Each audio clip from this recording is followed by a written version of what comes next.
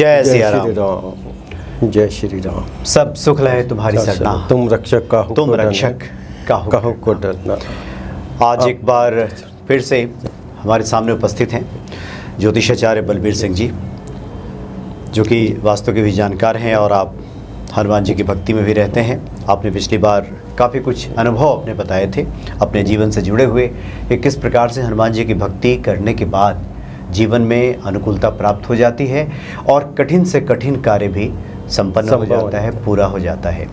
आज की कड़ी में क्या बताने जा रहे हैं आप? आज मैं हनुमान जी के कुछ और उपाय बता रहा हूँ इसके बीच में। जी, लास्ट टाइम बताया था पंचमुखी हनुमान का, बताया था 11 मुखी हनुमान का, किस किस तरह के होते हैं। इस बार के हनुमान के कुछ और भी उपाय हैं उसके बीच में, जहाँ पे हनुमान की खुश करके या हनुमान की पूजा करके हम अपने लाभ ले सकते हैं उनसे। अच्छा, कुछ इस तरह के लाभ है कि छोटा सा उपाय करके भी हम बड़े से बड़ा वहाँ से लाभ ले सकते हैं इसके बीच में। चाहे वो शारीरिक हो चाहे वो मानसिक हो, कष्ट दूर होते हैं इसके बीच में। जैसे हनुमान जी को अगर मंगलवार वाले दिन सिंदूर और चमेली का तेल और से कागज़ पर स्वास्तिक बनाकर हनुमान जी की भी पूजा करते हैं तो भी हमारे को फ़ायदा होता है। उस कागज़ को अगर हम तिजोरी में रखते हैं, धन धान्य की प्राप्ति होती है उसके अंदर। तो यहाँ से हमारे को इसका ये फ़ायदा है, अगर हमारा काम नहीं चल रहा, हम उसको चीज़ हनुमान जी का वो लगा कर रखते हैं तो हमारे का जो से धन है अच्छा है, व्यवसाय है अच्छा चलता है, काम काज है अच्छा चलता है। उसके बीच में है छोटा सा उपाय, लेकिन उपाय करने से बेनिफिट हमारे को बहुत ज़्यादा मिलता है उसके बीच। इसको ज़रा फिर से बताएं। आपने कहा कि सफ़ेद कागज़ पे स्वास्तिक बनाना है, सिंदूर और चमेली के तेल से कागज पर एक स्वास्तिक बनाना है। अच्छा, उस स्वास्तिक को आप अपने पूजा घर में रख सकते हैं। पूजा घर में रखने पर उस कागज को हम अपने तिजोरी में आप धन के स्थान पे भी रख सकते हैं, जिससे कि धन धान्य की वृद्धि होती है उसके बीच में। ऐसा करने से जहाँ भी जो हमारे कई बार खर्चे होते हैं बिना किसी कारण के, उस खर्चे के ऊपर भी काफ़ी कंट्रोल होता है, काफ़ी खर्चा हमारा उसके अंदर बच जाता है। फिजूल खर्ची जो सी हमारी होती है अच्छा, वो बच जाती है। इसके साथ साथ हम कहते हैं हनुमान जी की मूर्ति पर लाल गुलाब के फूल चढ़ाते हैं, वो भी हमारे लिए अच्छा है। कई दोष होते हैं, कोई परेशानी है तो उससे काफ़ी छुटकारा मिलता है इसके बीच में। छोटा सा उपाय है, इसमें कोई बहुत बड़ा नहीं है कि अगर हम गुलाब के माला चढ़ाते हैं तो भी हमारे को उसका बेनिफिट है। मंगलवार वाले दिन, मंगलवार के दिन तो उसमें जैसे आज कहते हैं कि बड़ा मंगलवार है आज के दिन में, तो एक शुभ दिन माना जाता है। तो यहाँ पे हमारे को छोटा सा उपाय करके हमारे को कई चीज़ों से, कष्टों से निपटारा होता है उसके बीच में। इसके साथ साथ अगर हम कहीं धन पाना चाहते, लाभ लेना चाहते, जैसे हनुमान जयंती के ऊपर होता है, पीपल के 11 पत्ते लेकर मंदिर में जाते हैं, उस पत्ते के ऊपर लाल चंदन से भी जय श्री राम का नाम लिखते हैं, उसकी माला बना के हनुमान जी को अर्पित करते हैं, जो चढ़ाते हैं। इससे भी हमारे को धन धान्य की प्राप्ति होती है इसके बीच में। इसके साथ साथ अगर हमारे को कोई नौकरी में परेशानी आ रही है, व्यवसाय में दिक्कत आ रही है, काम नहीं चल रहा या नौकरी नहीं मिल रही, इसके बीच में नौकरी के नाम मिलने, उसके लिए भी हम कहते हैं कि पान के पत्ते पर बूंदी के 2 लड्डू रखते हैं, साथ में 1 लौंग भी रखते हैं। ये भी हम हनुमान जी को अर्पित करते हैं तो भी हमारे को इसका बेनिफिट होता है इसके बीच में। इसके साथ साथ अगर चांदी की भस्म लगाकर हनुमान जी को चढ़ाते हैं, नौकरी व्यवसाय इसमें हमारे को बढ़ोतरी होती है, व्यवसाय चल पड़ता है, नौकरी हमारी लग जाती है उसके बीच में। हल्के छोटा सा उपाय है लेकिन बेनिफिट इसका बहुत ज़्यादा है उसके बीच में। इसके साथ साथ जैसे कई बार होता है कि हनुमान जयंती पे भी होता है, जैसे बहुत ज़्यादा उपाय किए जाए।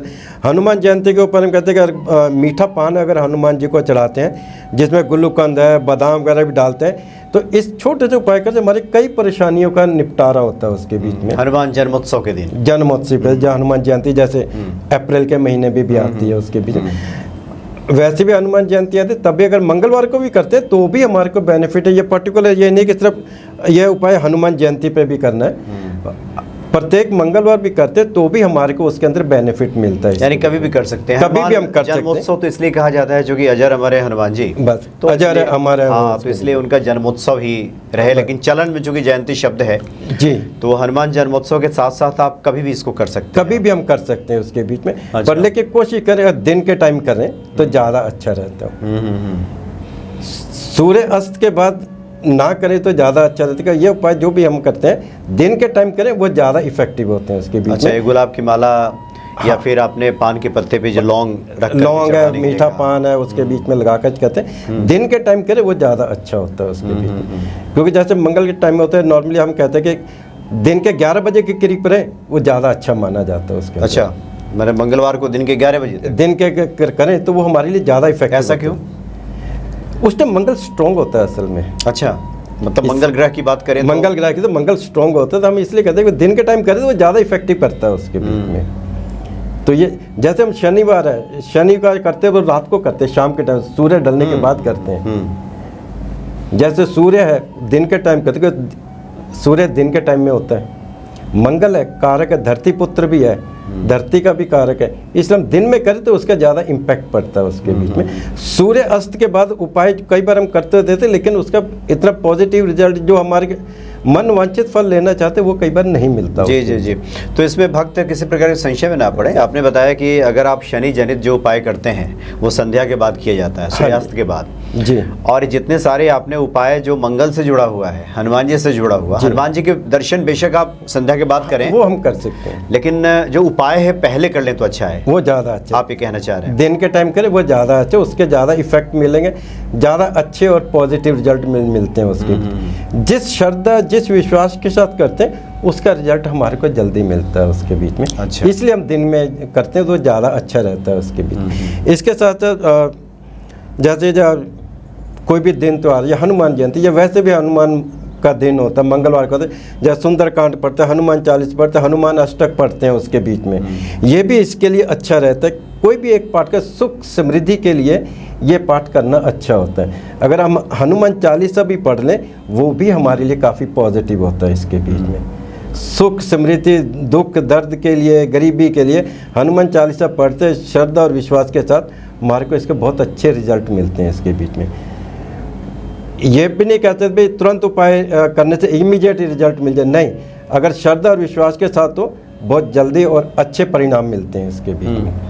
यानी जल्द ही बहुत बार तो ये देखने में बातें आती हैं कि 21 दिन 41 दिनों के बाद तो चीज़ें अनुकूल होने ही लगती हैं। हनुमान 40 है यही कि अगर हम कहते हैं 40 दिन हनुमान का जी का पाठ करते हैं या हनुमान 40 पढ़ते हैं, हमारे को उसके रिजल्ट मिलते हैं, उसके परिणाम अच्छे मिलते हैं। अच्छा। और सुखद परिणाम मिलते हैं। जिस पर्पस के लिए जिस काम के लिए हमने उच्चारण हनुमान 40 का कहा है करने के लिए, उसके हमारे को पॉजिटिव परिणाम मिलते हैं इसके बीच में। अगर श्रद्धा और विश्वास लेके काम करेगा बहुत अच्छे परिणाम मिलते हैं। किसी लालच में आकर नहीं, किसी का बुरा करने के लिए हम नहीं करते इसके बीच में, अच्छे के लिए हम करें वो हमारे लिए ज़्यादा अच्छा माना जाता है इसके बीच में।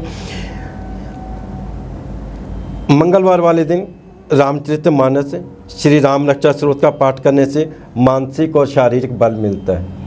ये भी हमारे लिए अच्छा है। सबसे बड़ी है कि मानसिक तनाव इससे बहुत ज़्यादा दूर होता है इसके। अच्छा, छोटा सा उपाय है लेकिन इसके परिणाम बड़े अच्छे मिलते हैं इसके बीच में। इसलिए हम कहते हैं कि हनुमान 40 पढ़ना चाहिए उसके बीच में। इसके साथ अगर व्यापार में गिरावट आ रही है, व्यवसाय नहीं चल रहा है, ग्राहक दुकान के अंदर आते माल सामान देख के चले जाते,